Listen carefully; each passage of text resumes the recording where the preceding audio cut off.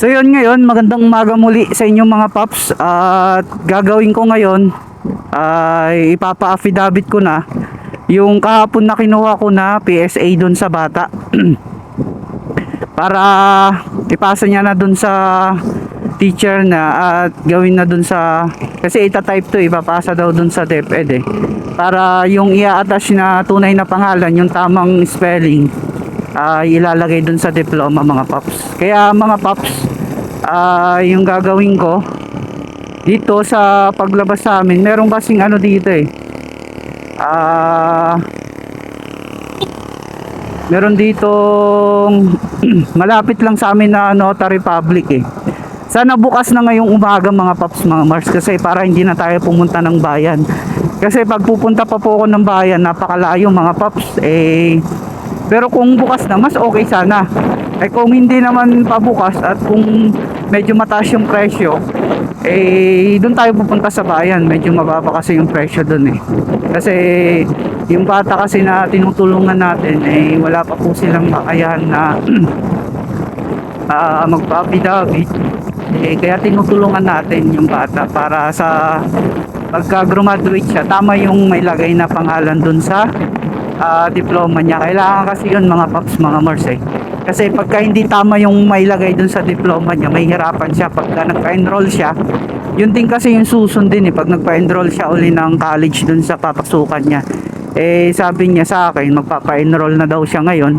Kagabi po siya nagsabi na magpipill up na po siya ng form, mga paps, mga Mars. Nagtanong sa akin kung ano yung susundin niya, yung nasa PSA ba o yung nasa ano niya,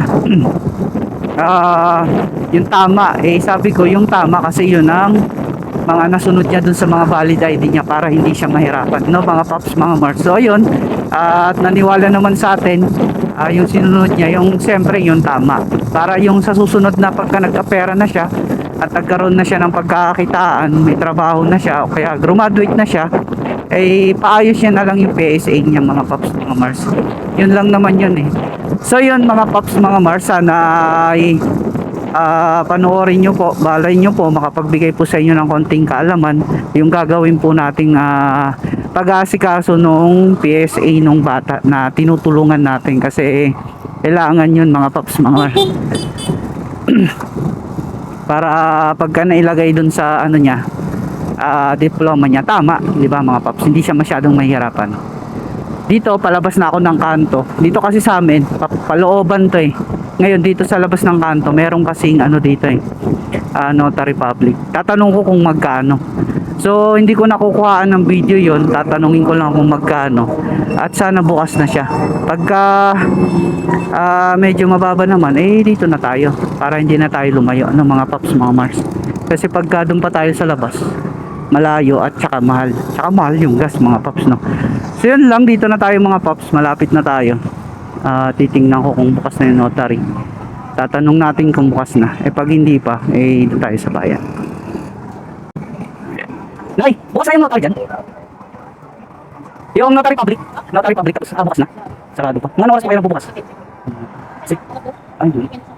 Sige na, salamat po, salamat.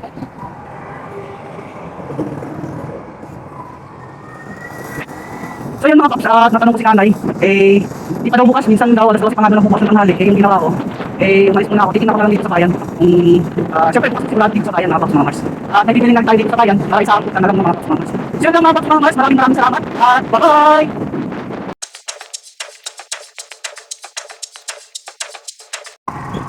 So dito na tayo ngayon sa bayan mga paps.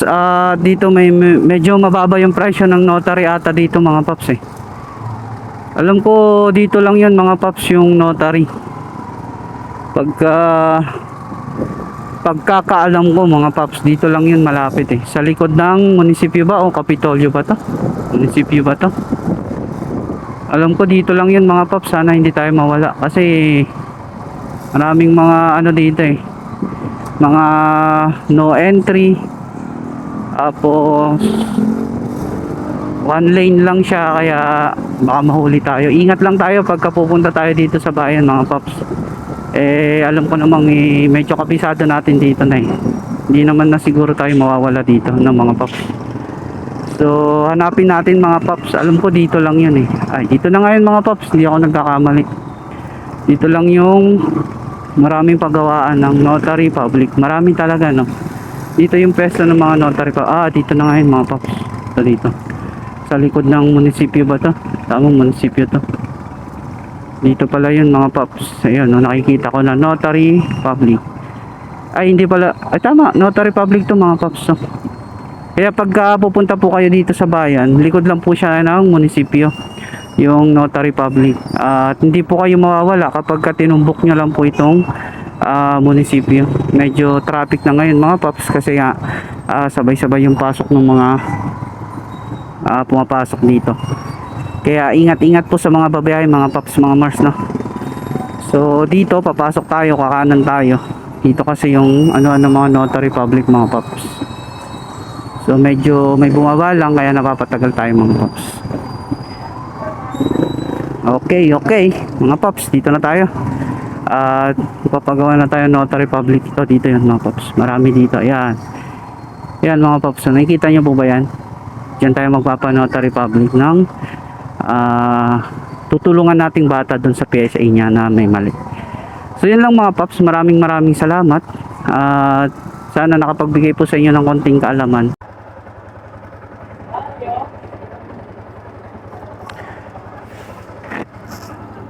So yun mga paps, at medyo na ano tayo sa parking kasi ayun, ang daming nakapark. Nagantay tayo ng aalis, pero yung pagnotaryo saglit lang naman siya mga paps. At nagpapasalamat ako kay kuya at napaka saglit niya lang ginawa yung notaryo. At wala namang problema sa notaryo mga paps, no? Sa affidavit. So shout out kay kuya, maraming salamat at saglit lang nagawa yung affidavit. Ngayon yung gagawin ko mga paps, pauwi na tayo. Ihahatid natin to doon sa school sa bata para maipasa niya na doon sa teacher niya at magawa na yung registrar doon sa DepEd mga paps, mga Mars. Kaya kailangan talaga na ipasa to agad kasi nga nag-fill up na rin siya ng form kasi nag-enroll po siya doon sa papasukan niyang school kasi college na po siya mga paps. Grade 12 po siya, graduating. So yun mga paps, ito na tayo. Ihahatid ko na yung pinagawa kong affidavit dun sa bata at ihahatid ko dito sa school mga paps para okay na, wala na siyang problema, no. At okay na, maging panatag na yung isip niya at maayos na yun dun sa pang diploma. Ngayon okay na to lahat at nagpa-affidavit na ako, kinuha ko na siya ng bagong PSA. Ngayon pagka nagkatrabaho na siya, graduate na siya mga paps, mga Mars, ipaayos niya na yung PSA niya, no? Sundin niya na yung nasa valid ID niya, sa diploma niya. Doon itama niya yung mali doon sa PSA kasi pagka may trabaho ka na, syempre gasino na lang sa'yo yun at kayang-kaya mo na ayusin yung mga documents sa sarili mo. Kasi kailangan talaga yan mga paps, mga Mars. Lalo na kapag mag-ibang bansa, kailangan talagang tama yung mga nakalagay sa documents mo. So ito yung ano niya, school, mga paps, mga Mars, napakataas. Pero ngayon, ihahatid na natin itong affidavit ng mga paps. I-chat na lang natin. Sabihin ko, dito na ako sa labas mga paps. So ito yung school, okay na. At i-chat na lang natin. Yun lang mga paps. At nandito yung si kuya. Okay na. Nagpa-affidavit na ako. Para pagka siya na yung mag-ayos sunod pagka may trabaho na siya. Di ba? Yeah. Chat ko na lang. Di na ako papasok. Ito yung ito yung original. Tapos ito yung pinaserox ko. Mga xerox yan. Kailangan mo yan. Dinamihan ko yung xerox. Tapos ito yung affidavit, no? Kasi nasa hustong kulang ka na. Nasa edad ka naman na. Ikaw na yung paperma dito. Ito. Ayan. Kasi yung papermahan. Wait lang. Asa yung papermahan? Ito. Ay, ito po. Ikaw paperma dyan kasi nasa hustong kulang ka na eh. Ayan Ha? Saan na to? Ay, isa lang naman to eh. Pares lang siya. No? Ibigay mo to doon, tapos itong isa sa'yo. Ha? Ito sa'yo yan. Hindi naman, parehas lang. Parehas lang naman eh. Tapos ito ipapasa mo to doon, ha? Okay na. No? Ito susundin mo yan, ha? Yung valid ID mo dito sa akin. Susundin mo yung tama, ha? Yung sonyo. Opo. Tapos pag may trabaho ka na, ipaayos mo. Pag graduate ka, ha? Para hindi ka na mahirapan. Kasi mahirap pagka ano.